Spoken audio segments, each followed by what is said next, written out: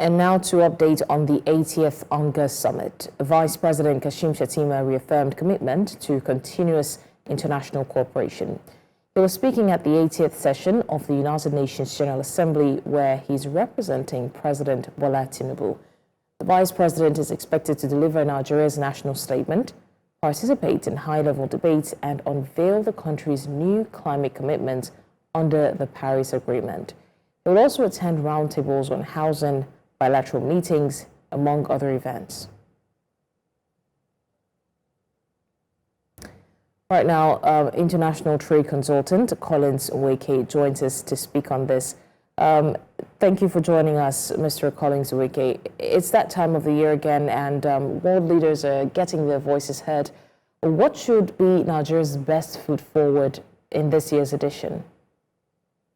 Thank you, Blessing, for having me. Well, the Vice President, ably representing Nigeria, not just President Bola Tinubu, has given us some indications of the package he's, taking to the United Nations General Assembly.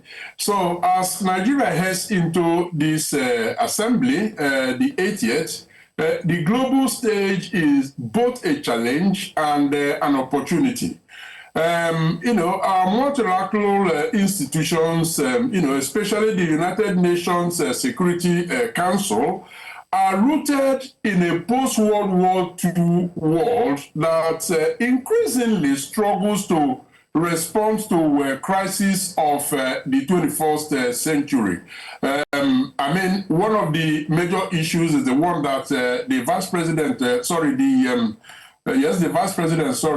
already talked about, which is climate change, displacement, conflict, inequality. These are the major issues bordering the world, but Nigeria is also part of that world. So for Nigeria, this is not abstract. It is among the countries most exposed to climate risk. Farmers are already losing harvest, as we know, across the country, to erratic rain or suffering in droughts. The coastal communities, Lagos, where you are, being one of them, are being swallowed by ocean surges. At the same time, Nigeria is also it has a voice in all of this, and it has continued to use that voice. And what we hope that the Vice President will remind the participants that Nigeria has long been a leader in peacekeeping, deploying troops, police, and civilians in dozens of United Nations, African Union, and ECOWAS mission. So Nigeria's voice must be more than ceremonial.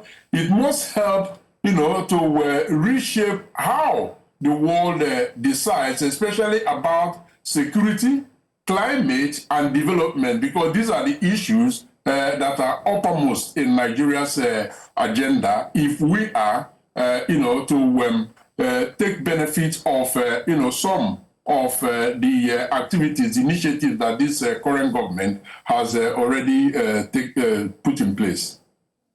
So there's also the Foreign Minister, Yusuf Tuga, who has been quoted as saying that Nigeria will be restating its commitment to multilateralism.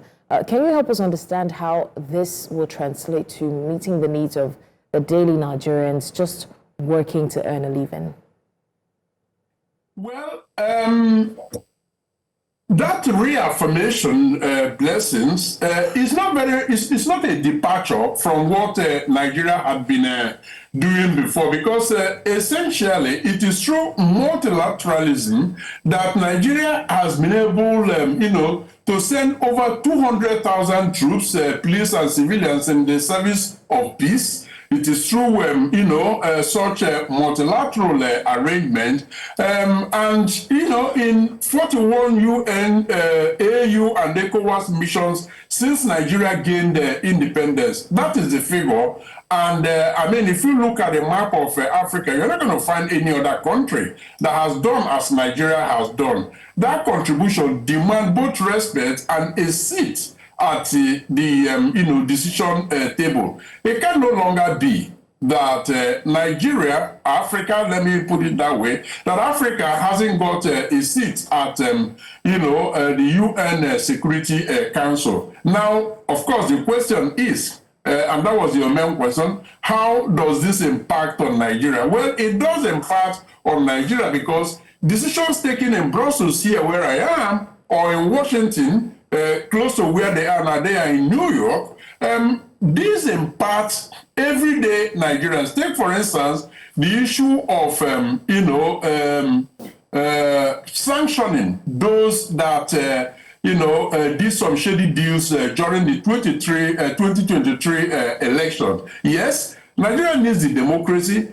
Those who Nigerians elect, because they believe in them to, defend their interests, if those are not the people that end up, managing the Nigeria's economy, it impacts them in serious ways. Hunger increases and all of that. So we've got to get the fundamentals right. So that is why diplomacy is not an issue far from the beds of the common Nigeria, because it is part of the fundamentals that need to be gotten right so that the will of the people prevail and their life is made better. So, Mr. Collins Nweke, there are also those who say that in more than 65 years of nationhood, the UN system has not particularly been of any tangible benefit to Nigerians beyond mere rhetoric. How seriously should we take that concern? It has to be taken very, very seriously because indeed, the United Nations is frozen in the past.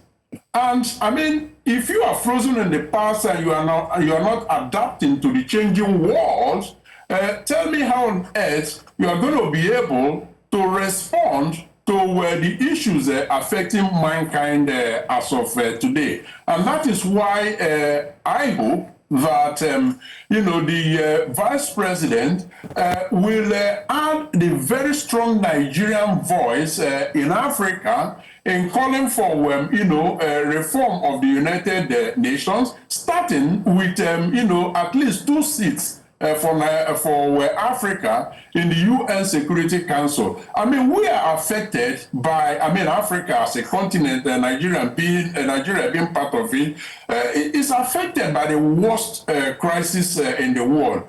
If decisions on global security do not include those most affected, for instance, like I mentioned, the coastal communities in Lagos, farmers up north, the vulnerable in our cities, then those decisions lack legitimacy and they will definitely fail. So reform is not charity, it is justice. Nigeria has done more than its share in peacekeeping. Now, let us share fully in shaping and reforming the structures that determine global security. And I hope this don't end in mere declarations without timelines. These are just speeches. Nigeria must insist on measurable reforms, climate finance, peace process accountability, and indeed the representative, Security Council seats. So these are the issues that I believe that when pursued and pursued conclusively, the common man in Nigeria will begin to see their benefit for them.